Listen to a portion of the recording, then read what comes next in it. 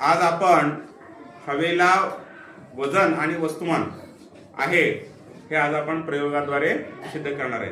हे दोन्ही फुगे आहेत ना, हे समान एकाच आकाराचे आहेत। ज्यावेळी एकाच आकाराचे फुगे आपण फक्त हे काय केलेलं रे, ह्याच्यामध्ये काय केलेलं आपण हवा, ते आपल्याला दिसतं का? नाही, ह्याच्यामध्ये नाही।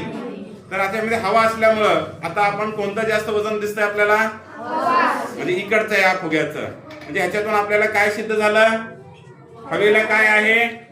वजन आहे। वजन आणि वस्तुमान आहे, म्हणजे आपल्याला ते दिसत नाही। याद्वारे आपल्याला माहिती झालं की हवेला वस्तुमान आहे, वजन आहे। हे आपण आज सिद्ध करून दाखवलं त्या प्रयोगाद्वारे। धन्यवाद। तर आज आपण हवेला वजन आणि वस्तुमान आहे ह्या प्रयोगाद्वारे इयत्ता 7वीतील धड्याचं नाव काय रे आपल्या? म्हणजे हवा आहे एक नैसर्गिक संसाधन आहे, त्याला वजन आणि वस्तुमान आहे। आपण ह्या प्रयोगाद्वारे सिद्ध केलेलं आहे। धन्यवाद।